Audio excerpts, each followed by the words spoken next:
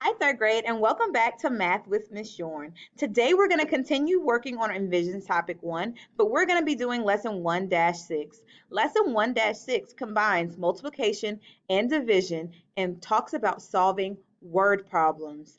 Oh my gosh, you guys are getting so mature because now you're learning how to solve word problems. Let's go ahead and get started with that. First, you're going to solve your solve and share. Your solve and share discussion board post is worth 5 points. On this solve and share discussion board, you need to make sure you answer the entire question as well as explain your thinking. That's the purpose of the share. You have to share your strategy, share with your teammates how you solve the question. I'm going to read the question and then you're going to pause the video to make sure that you post your reply to our discussion board. This is a graded post. Our solve and share question says, use a strategy of your choice and write an equation for each part of the task. Explain how you found your answers. Ladybugs have 6 legs. You see a group of ladybugs on the ground. If you see 48 legs, how many ladybugs are there? How many eyes would you see? I'll read the question again. Ladybugs have 6 legs. You see a group of ladybugs on the ground. If you see 48 legs, how many ladybugs are there? How many eyes would you see? At this time, pause the video to complete your solve and share discussion board posting. Now, third grade, we're going to go through and do our I can statement. Our I can statement for the day says I can retell, represent, and solve multiplication and division story problems using a variety of strategies. Over the past 2 weeks, we've learned multiple strategies to help us solve multiplication and division problems. But today's lesson is all about you finding the strategy that works best for you. I want you guys to take time to really look at the problems and find a strategy that works for you, that you can love, and you will be awesome at. Today we're using a variety of strategies to solve multiplication and division story problems. Remember, you're thinking, what strategy works best for me? First, I'm going to review our keywords and phrases that will give us clues to multiply or divide. Then I'm going to review the strategies we've learned for multiplication or division.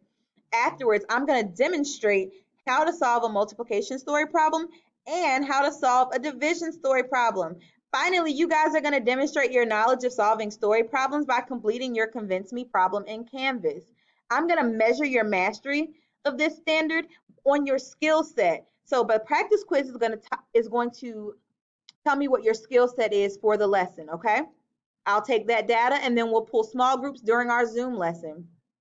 Do not forget, this video and this lesson is all about you finding the strategy that works best for you, okay? Also, by the time you complete this video, you should have submitted your solve and share and your convince me. By the time you complete this video, you should have submitted your solve and share and your convince me. Let's go into keywords and phrases. Keywords and phrases for multiplication and division can be found on the anchor charts. At this time, I need you guys to pause the video so that you can go through and write these down in your notebook. You are going to need these words as a cheat sheet. You are going to use these words as a cheat sheet, okay? Notice that each as well as each is on both of your charts. Each is one of those funny words. It could tell you to multiply, it could also tell you to divide. It just means you just have to read how it's phrased in the question. We each got 5. I ran 5 miles each day. Take time to pause the video right now to go through and write these down in your notebook for your cheat sheet. You're going to need them for our next slide, kids.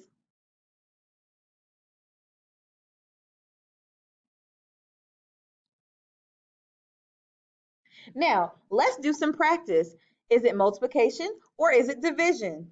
Let's start with the left side of the screen. Eli walked home from school every day.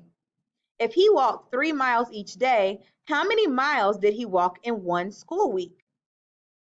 Take about 10 seconds and jot it down. Is it multiplication or is it division?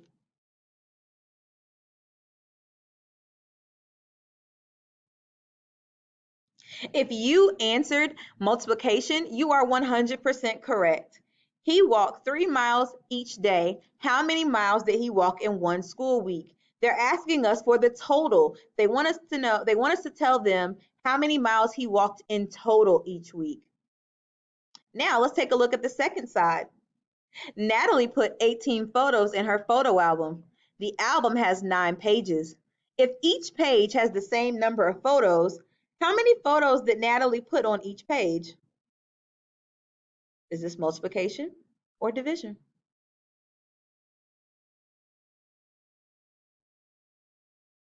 If you answered that this was a division equation, you are 100% correct. Now, take about 2 minutes to stop the video. I want you to pause the video and write down similarities and differences between these problems. How are they the same? How are they different? Or if this still confuses you, this is a perfect time to pause and write down your questions. Don't forget, Miss Yorn is going to be checking your questions. Now we're going to talk about the strategies we learned to solve these questions. For multiplication, we use strategies such as repeated addition, array models, number lines, and skip counting. For division, we learned how to use repeated subtraction and array model. You can also use a number line for repeated subtraction. Let's go in to look at different types of strategies now. We're first going to start by solving this story problem using multiplication. The question says, Lorenzo bought 7 books from the bookstore. Each book cost $3. How much money did the books cost altogether? In our story problem, it tells us that Lorenzo bought 7 books and each, there's our keyword, cost $3.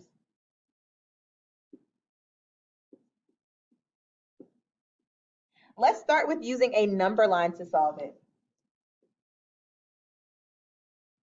When I draw my number line, I'm going to make sure my first tally mark is at 0. Each book costs $3, so I'm going to make 3 little tallies and land on number 3. This is our first book. This is how much one book costs.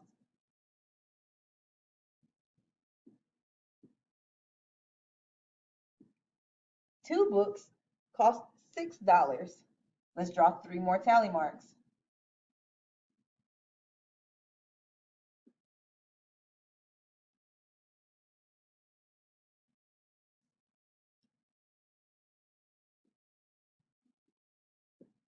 Four books cost $12.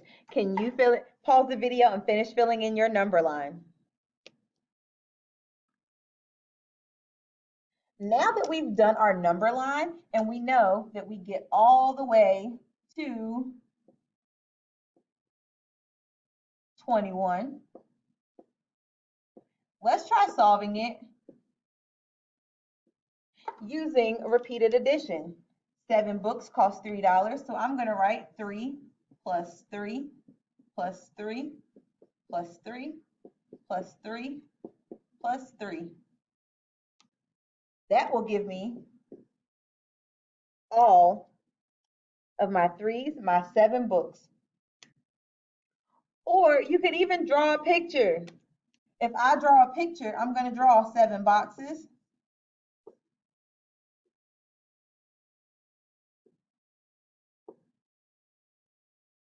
And I'm going to put 3 dots in each box.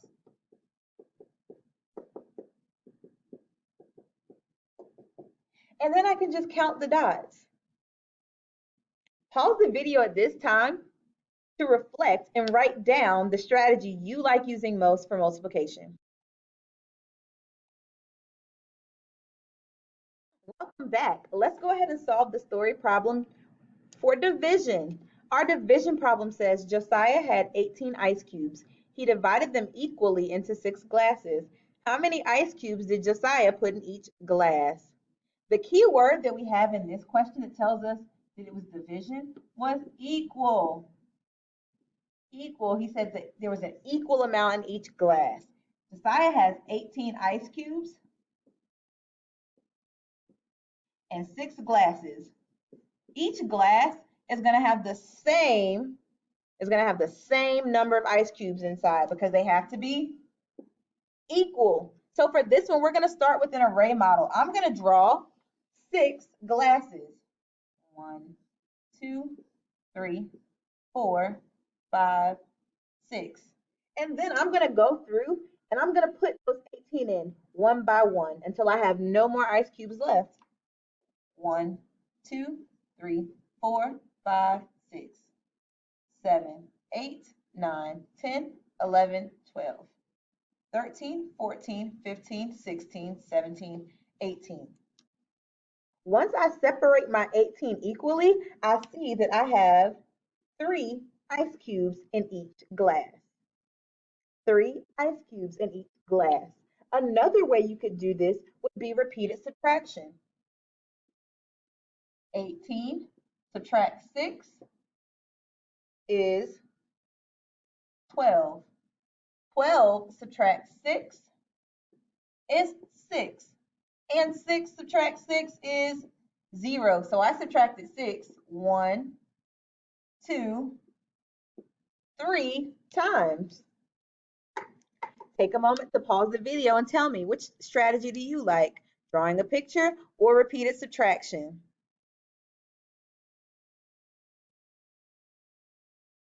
Now, you guys are going to have time to do your try this problem. Your try this problem is just you working out the kinks and figuring out which strategy works best for you. For your try this problem, it does say that you have to use a number line, but this came straight out of the book, and Miss Yorn is giving you some freedom to figure out how to use any strategy that is going to make you successful. I will read the try this problem for you now. Mrs. Kaiser wanted her students to race toy cars during yesterday's science lesson. She needed to make the starting line for the cars, so she used index cards that were 8 inches long. She laid 5 index cards end to end with no gaps or overlaps. Draw a number line to determine the length of the starting line that Ms. Kaiser made. Write an equation to represent your work on the number line. And explain how you knew if you needed to multiply or divide to find the length of the starting line. Please make sure you do all of these 3 questions because those will be your entry ticket into class tomorrow. That is going to be your entry ticket. I'm going to ask those questions and you guys are going to have to respond, okay?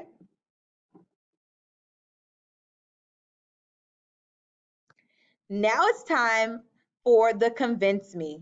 You've sat through this lesson and you guys have worked so hard. So now it's time for you guys to go out and do some independent practice and work on your own with our convince me. The convince me will let me know if you understood today's lesson or if you need a little extra help. And sometimes Miss Yorn even needs a little extra help. So it's okay to need extra help. Plus, you get to come to a really cool small group with me. I cannot wait to see you guys. So make sure by the time you stop this video, you have completed your solve and share and your convince me. Here are the directions for your convince me. Read the convince me question below and take time to think about what you can say to convince someone that your answer is correct. You can use the tools linked in our virtual classroom to help you answer the questions. Make sure you type your answer in the text box below the questions. Here's your convince me problem for the day. Miss Horn also needed to make a starting line for her science students. She laid down 2 strips of paper end to end with no gaps or overlaps. The strips of paper were 9 inches long. Determine the length of the starting line Mrs. Horn made. Write an equation to represent your work. Explain how you knew if you needed to multiply or divide to find the length of the starting line. Thank you guys so much for coming in and checking into lesson 1-6. Please don't forget to write down your problems and your questions. If you have any questions, you can always email me or your parents can reach out to me via Dojo. If you do have time, go ahead and subscribe to my YouTube channel that you're watching this video on because this is where all of your lessons will be. All right, I'll see you guys later. Bye.